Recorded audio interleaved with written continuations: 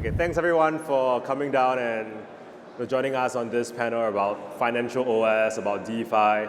Right, quick introduction, my name is Jay. I lead DeFi at Aptos Foundation, work with DeFi projects in our ecosystem to grow, to go to market, to help them to become successful businesses in the ecosystem.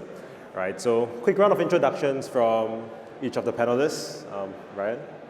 Great to be here. Ryan Lovell, Director of Capital Markets for Chainlink. Chainlink is a global standard on how to get data into, out of blockchains, as well as connect chains with each other. Hi, I'm Zan. Great to be here. I'm the founder of Echelon. We're a lending protocol on Aptos. I've been building in the ecosystem for 3 years at this point. Been a day one builder, before mainnet. And we're one of the largest projects on Aptos. We secure a little over $200 million in assets. But yeah, it's great to be here. Cool. I'm Vitali, the founder of Ekiden.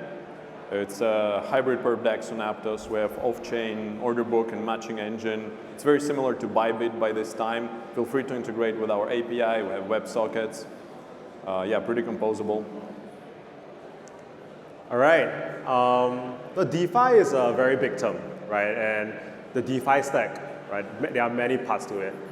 I'm curious, right? For each of you guys, where does your project sit within the DeFi stack itself? So we'll start with me. Think of Chainlink as connective tissue. So blockchains are very good at creating assets within themselves, reaching consensus on those assets, and then private key verification when you transfer assets within an individual blockchain.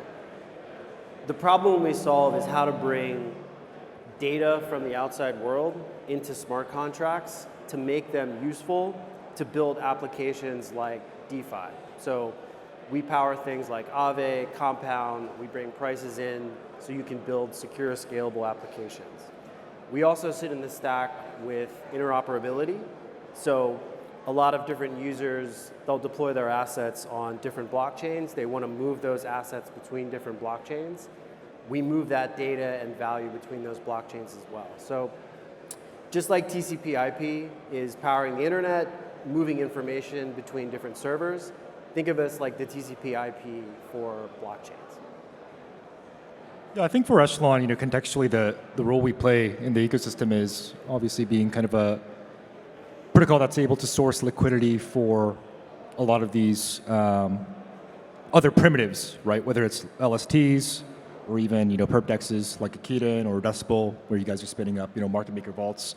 And so yeah, just being able to source stablecoin liquidity, APT liquidity, and you have it, being able to build up kind of healthy levels of leverage and just margin in the system, right? That users can really take advantage of.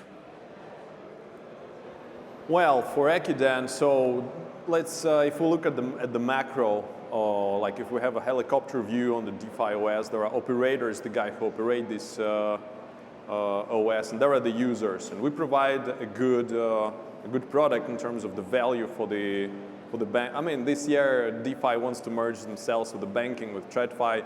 So definitely everybody wants to wear a suit and provide the value to the TradFi folks on Wall Street. Well, we got you covered. We have products that ultimately speak the language for, I used to work in CIB, and we use exactly these terms like the APY, the capital efficiency, and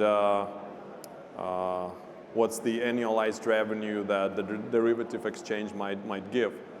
I think that's the goal. Okay, very nice, right? Like when I think of DeFi stack, I think of it as the different layers of a pyramid, right? There's a foundational layer where I think that's where Chainlink sits upon, right? Powering data feeds, powering cross-chain messaging, right? Then there's an application layer like Echelon, powering lending, right? Lending and borrowing, and then there's Ekiden, right? Doing exchange, right? For perps, for spot. Very interesting of like how each of your applications sits at different layer of the DeFi stack.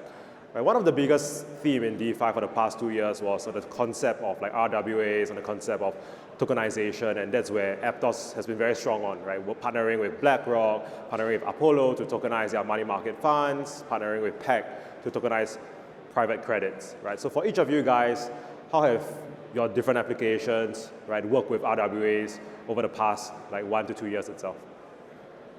And that's a great setup, by the way, because I think that everyone, DeFi as itself is probably a bit limited in the amount of capital we can grow in the ecosystem. So what you mentioned is there's larger firms that have very large user bases that are sitting on quite a bit of capital. BlackRock, as an example, sits on $7 trillion of assets. And the way that they're viewing public networks in a very positive way has basically been solving the problem of how do I take a traditional money market fund or a private credit fund and port that over to a public network and still make sure that it's reliable, secure, running in a similar way so that all the folks in the lovely compliance departments at BlackRock can approve and say, well, that's a great thing. I believe in that. So a lot of the work that we do is asset managers may issue tokenized funds, banks may issue tokenized deposits. What we really do at our core is just make an easy transaction. So a lot of these large firms, it's not quite like DeFi. You can't just deploy an anonymous smart contract and someone with a wallet can say, I'm going to buy that transaction. So we work a lot with these firms to bring their data on chain. So if I want to buy a BlackRock fund, a Fidelity fund, a Vanguard fund on chain, you need net asset value. You need a way to bring capital through tokenized deposits, through stablecoins, to be able to facilitate that transaction, but also in a compliant way. So is that investor, their wallet address, is that whitelisted? So we work a lot with these RWA providers in creating compliant transactions that they essentially can sign off on and say, well, that is a secure and reliable transaction that enables more of this growth, and hopefully we can get there, to bring all of those trillions of dollars onto the blockchain ecosystem in a compliant, reliable way.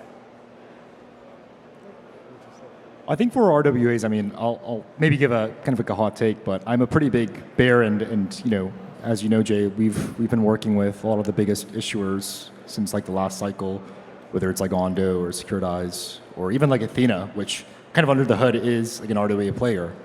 And I do think like RWAs have been abstracted quite significantly this cycle, where you don't really see that tokenization happening for the end user, right? A lot of these protocols that are doing the issuance are actually doing it all under the hood. So, Maker / like Sky is a good example. Athena is also a good example, who's a very close partner of us, right? Where they're unable to deploy basically all the assets into the basis trades. So a good chunk of it, I think like 30%, is deployed into treasuries. Yep. But it's really a game of like liquidity too, right? Like why is Apollo and these private credit funds, coming on chain and trying to tokenize? They're historically very illiquid products, right? It's because they're trying to source additional liquidity. And so I think there is that kind of number one, adverse selection, but it doesn't really mesh well with, atomic liquidations, right? Like where you need these assets to be super liquid.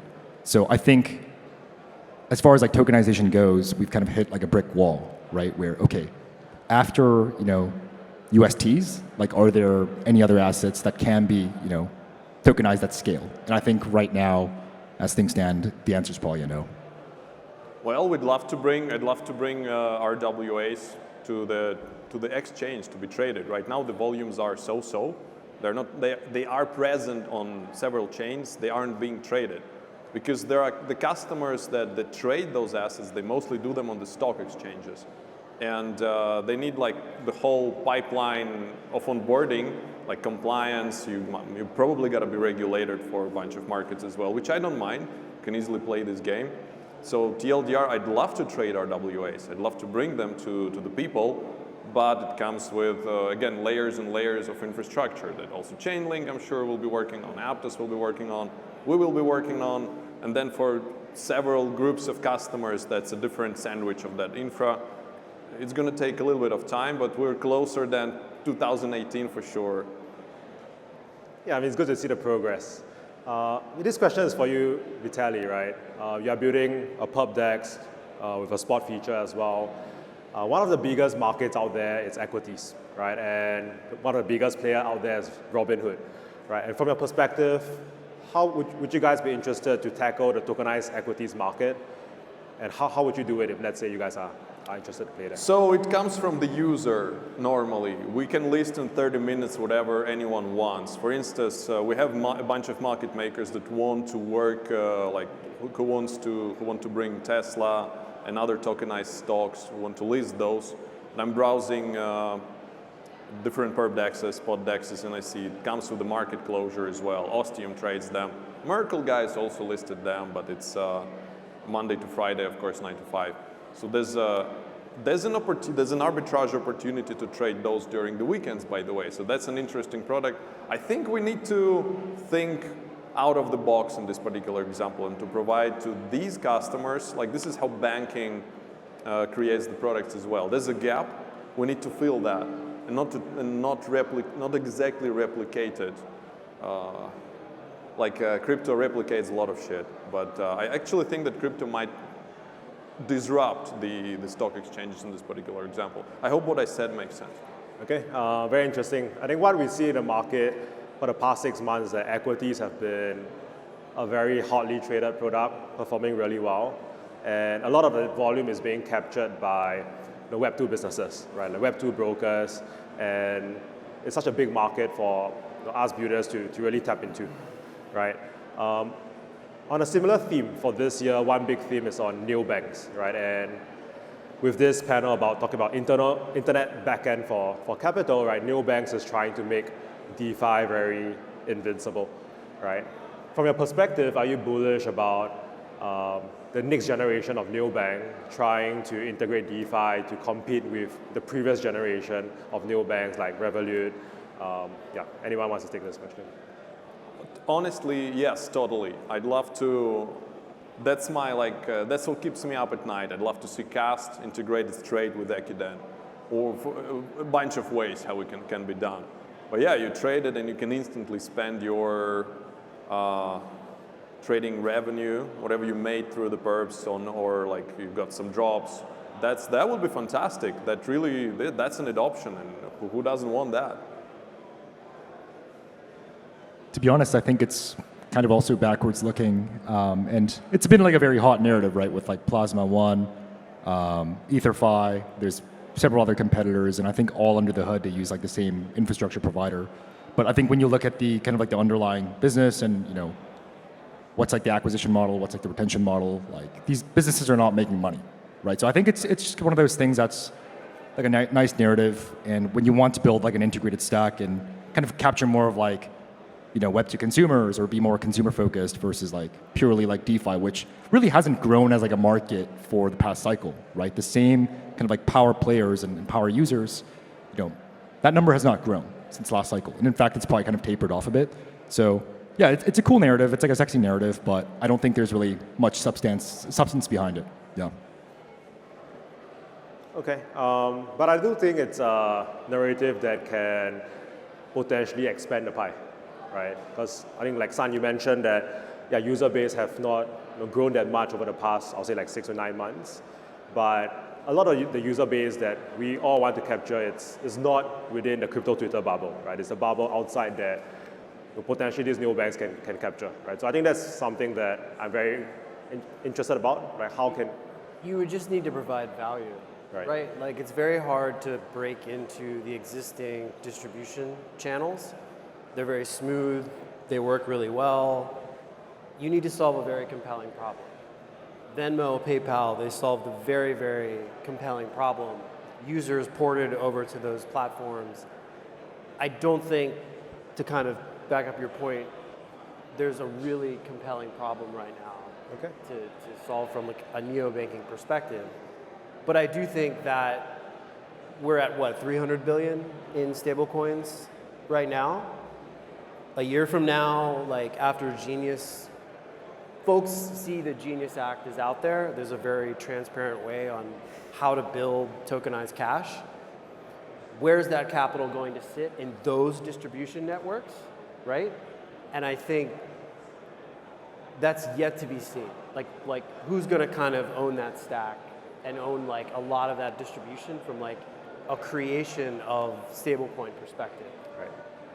It could be a neobank. I don't know yet. Right. Right. Yeah, I think, again, like not particularly bullish on neobanks, but I think that's like a big boon or a big catalyst for DeFi as a whole, right? I don't know if you've kept track with a lot of these kind of yield protocols that are abstracting away kind of the deployments for the users, right? So like Midas, YieldFi, and there's plenty of other examples, right, where there are like curators or like market neutral funds that are actually deploying. And so, yeah, I know like Galaxy and a lot of these bigger institutions are starting to issue them that as well. So that could be kind of like a nice, that could lead to like a nice influx and really grow the pie for DeFi as a whole, right? Where there's kind of excess money from like Web 2 or just like non-crypto users kind of coming in and spilling over, yeah. Okay, interesting topic about neobanks. Another theme for this year has been stablecoins, right? And we see many stablecoins standard popping up, many different businesses launching their own stablecoins, right? We see like Phantom launching their own stablecoin, like different blockchains launching their own stablecoins. From your own perspective, how do you think this stablecoin wars, where different businesses launching their own stablecoin, will play out, right? From like 1 to 2 years to come, right? Do you think they'll be able to compete with the giants like Circle and Tether? How do you think it'll play out? I think it's one of those primitives that's so commoditized already, where there really needs to be like a very specific like value proposition, right? And the architecture probably has to be, meaningfully differentiated, right? It can't just be, oh, we're going to deploy the underlying assets into short-term U.S. Treasuries and maybe like pass back some of the yield, right? That's just not interesting, right? But there are like interesting protocols like Athena, which tokenized the basis trade. There's like USDAI, which is more so like private credit, right? But there's kind of interesting iterations on the stablecoin model and how to like generate more non-like intrinsic yield that's like just passed through or created by like pool 2 emissions, right? So I think most of the value will also accrue to the providers or like the issuers. So a lot of the new stablecoins you see today, I think they're issued by M0, right? So who's actually capturing that value, right? And I think it's the underlying infrastructure beneath the issuers who are paying tons of money to like source liquidity and to kind of have distribution. Yeah. Okay. So one thing I'd love to say here is that first of all, stablecoin narrative, it's a bull market thing. It's a bull market narrative. It's not new. It appeared some time ago. Just the momentum is now. Last year we would never have this discussion. Regulations were pretty tough, pretty strict. This year, come on, we need more of the stable coins. We can. It's an instrument that would enable the adoption. There's, if you take the largest markets in DeFi, there's definitely South Korea, that's Russia and CIS, that's China and Turkey, India, and Japan are picking up. All these markets are pretty strong, and they all need stable coins that would be an equivalence of their national currencies that would speed up the adoption. But of course, some of these markets are extremely regulated still. South Korea, I think this is where it's going to start. I think it's definitely going to be a trigger for stable, like non-USD stablecoin adoption. That would be big. I mean, yield-bearing cash is a killer app. The banks don't want that for obvious reasons. Banks kind of view your deposits as like raw material. They're kind of betting that you don't notice you could earn 5%. They'll pay you 2%. There's different ways that certain stablecoin providers have gone around that by offering rewards, which is yield sharing. I think that if you're a Fortune 500 company right now and you're thinking about, hey, I could issue my own form of money to my users, that's pretty compelling. And I have a clear, transparent outline from the US government on how to do that. You're probably thinking right now, what's my stablecoin strategy? And a year ago, you probably didn't have a stablecoin strategy. Yep. So, and remember, these things take time, right? So what's probably happening right now, if you're a Fortune 500 or a bank, at least if you're a bank, you're thinking, what's defensible here? Because if my deposit base starts leaving, if yield sharing is actually being included, then I need a defensible strategy, and I'm thinking about that right now. If I'm a Fortune 500, maybe this could be really compelling. Maybe my users can interact directly with me. And I think it'd be impossible to say that the dominance that we have right now with the two big players continues, as you've rightfully said. I'm not going to have them earn 5% interest while using those tokens to be paid around, which then creates a very interesting situation where you have 100 different non-fungible stablecoins with different compliance rules, different transfer restrictions, it's going to be messy. Okay? It will be. Then you need to think about, okay, how do you clear liabilities between non-fungible payment tokens? Who's doing that? Are fintechs going to build clearing houses that do stablecoins? What happens if Friday occurs? How do I know that they're backed in real time by short-term US Treasury bills? How do I know that they're not earning more yield on that day 2 of the 30-day snapshot? These are all the things that if I'm a regulator, I'm thinking about how do I actually let this occur at scale?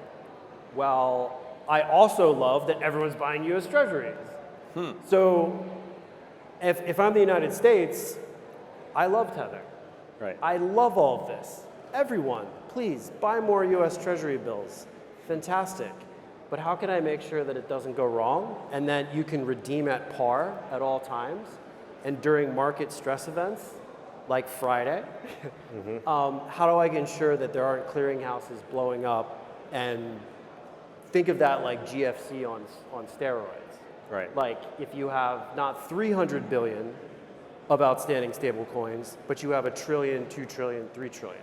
Those are like the really high level things that I think are going to shape how this is going to work over the next like 3 to 5 years. Okay. Really interesting perspective from each one of you. And I do think we're at a crossroads where there are many businesses that they see this as a new revenue stream for themselves to capture a portion of the pie that what TradFi banks used to capture, right? It's pretty much an asset liability business, capturing the spread of like what someone pays and what they pay a user. Okay, so enough of talking about themes, right? We talk about neobanks, we talk about stablecoins, we talk about RWA. Let's talk about your own businesses, right? So among so many different new narratives, so many different themes, what are each of your own business core focus, let's say, for the year ahead? I think from a Chainlink perspective, there's different themes in different types of asset classes. I think over the next 3 to 5 years, every large asset manager is going to have a tokenized money market fund. It's the easiest thing for them to do. It's the most simplest structure. Whether it succeeds or not, I think relies a lot on the stablecoin. Because there's more cash on chain, there's more opportunities to earn yield on chain. So I think right now, at least from the asset manager side, is how do I build a product on chain that also integrates with my existing systems and my existing data things like NAV and transfer agency, things like that. So that's been our primary focus on the asset manager side. On the payment side, it's been, we worked a lot this year with JP Morgan. We were enabled them to do their first kind of public blockchain transaction with Ondo. So what's happening more on the bank side is, wow, this new world where I can do things on public blockchains and the OCC isn't coming after me and telling me you can't do that. This is a brand new thing for them. So we're helping them kind of scale their private blockchain use cases, which they had to have done over the past several years because they didn't really have clear guidelines on how to work with public chains. We're working with them to kind of bring their capital and deposit base and private chain liquidity into the public chain world through interoperability. So those are some of our main, strategic initiatives over the next few years. Right. Okay. Yeah, I think looking ahead for Echelon, there's really two big things. And Jay, we've talked, extensively about these things. And the first being, really improving the distribution channel, right? And that's for Echelon specifically, but also, Aptos as a whole, where there's only so much money that's, circulating amongst these DeFi native, DeFi savvy power users. And so, where are kind of like the pipelines and channels that we can tap into and just source more liquidity for other native projects like Ekiden and Decibel and so on, right? And obviously we can't share too much in detail now, but there are many centralized exchanges and maybe like neobanks and these yield apps and protocols of that sort that are tapping into us, right? So I think sourcing more liquidity is kind of like a big theme and big focus for the year ahead. And the second piece would probably be, building the underlying infrastructure to be more opinionated, right? And so we just talked about the theme of stablecoins. There being, more fragmentation, more kind of the risk profile and the collateral composition of each of these assets is, diametrically different, right? Like some of these guys hold USTs, some of it's more, pseudo like private credit, others it's like basis trades. You really don't know, right? There's so much kind of divergence in the stablecoin model that we can't underwrite the risk in one single way, right? So having kind of tackling this with a more, curated vault model potentially, right? Where we can kind of segment the risk and separate that. I think that will be really important for us. Yeah. Right. Well, for us, it's pretty obvious. We first want to launch, we want to bootstrap the liquidity, but also you guys mentioned important stuff. Ryan said, everyone is a perp trader today. Everyone is an asset manager. VCs didn't generate a lot of revenue since 2022. Let's face that.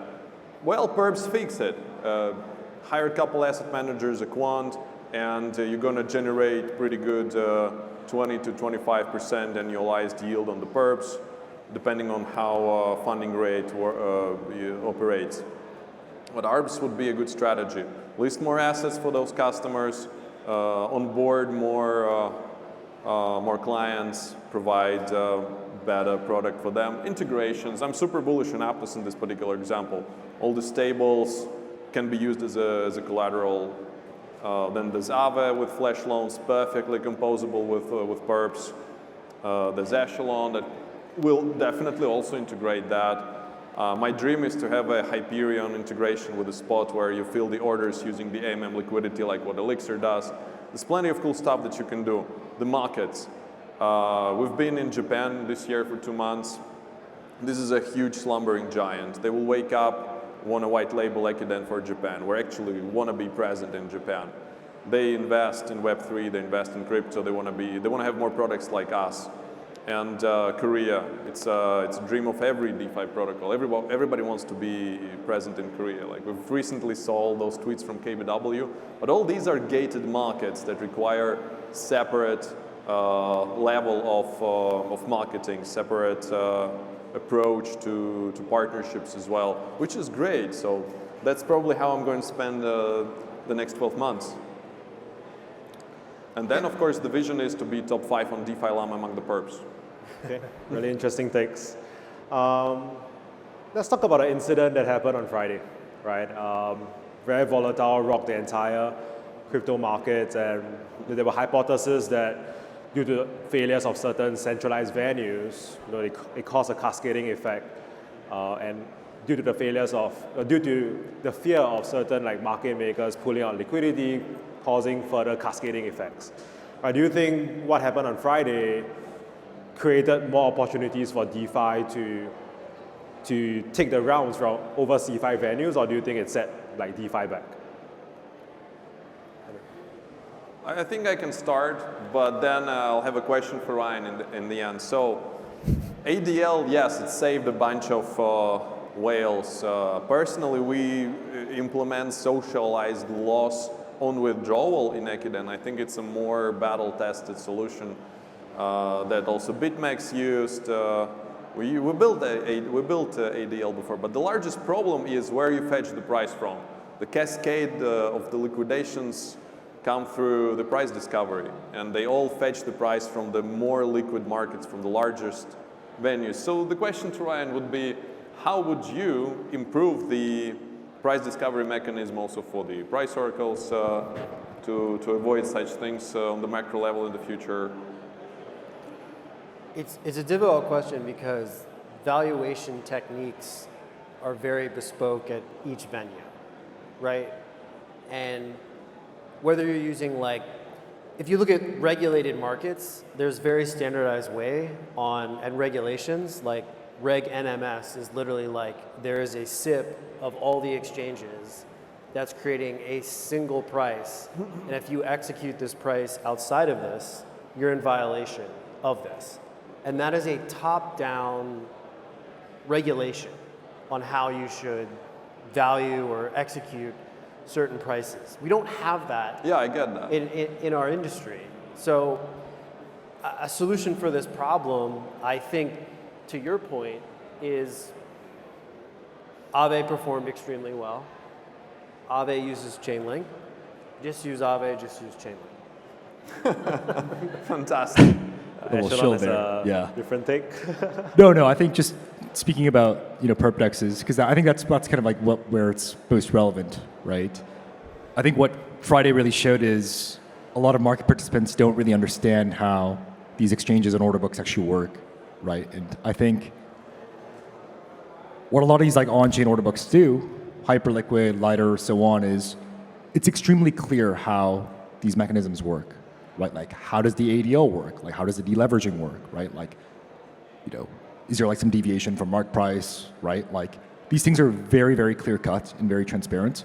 Whereas you look at centralized exchanges like Binance, it's completely a black box. Yep. Right? People still have no idea why they were, ADL'd, why they were, forced to close.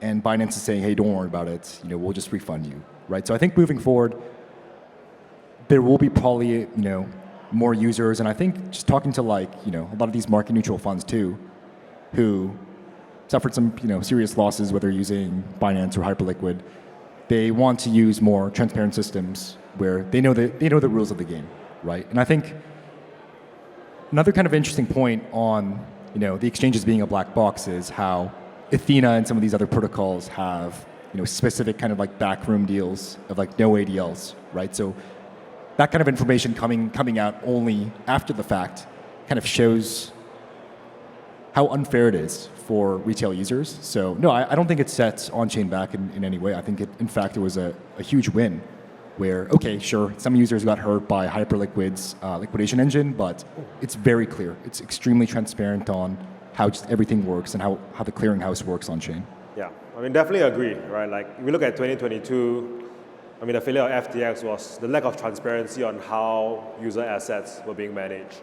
Right? And I think that we thought the industry learned, but right now there's a lack of transparency of how exchanges manage users' collateral, right? So it's definitely a step forward for DeFi, which is a much more transparent venue for the industry. Okay, final question, Spitfire. We talked a lot about themes, right? Moving forward, 2026, from each one of you, what do you think would be the biggest theme of 2026 for DeFi? Well, I don't know. We'll see. Perps definitely gonna keep the market share. I don't know about 1 year span, but 3, 4. It's actually easier to say on a 5-year span, I would say. Well, DeFi will win. It's gonna be slowly but surely taking over the trading market and a bunch of other. You always need to provide the product for a large, crypto is an echo chamber. It's a silo. You constantly need to look outside the box. You need to bring more new customers to the blockchain industry, to cryptocurrency, to crypto on every level. There's HFTs, retail, algo traders, liquidity providers, asset managers. Everyone can be a user. You just need to build a product for that. Yeah, please go on. Yeah, I think one of the things that I'm really excited for in the upcoming year is, how a lot of these existing DeFi products and structured products are being integrated into, more Web 2 businesses, right? So Robinhood spinning up their own chain using Arbitrum Orbit is a good example. There's a huge unlock in composability, right? So like, will they start using like yield-bearing stables as collateral, right? Can you use that as margin? I think interactive brokers and a lot of these other, global brokers that just have so much better distribution than any of these exchanges, once they start integrating stablecoins as collateral and they kind of go out the risk curve and are able to do, more things there, I think that'll be a huge win for DeFi as a whole. Yeah. I think like on a higher timeline, there's like the greatest transfer of wealth in human history is going to occur, I think, in this decade. And typically, like our parents and our parents' parents, when they deploy capital, they're used to talking to a person, to a broker. Trust the broker. The broker told me this, right?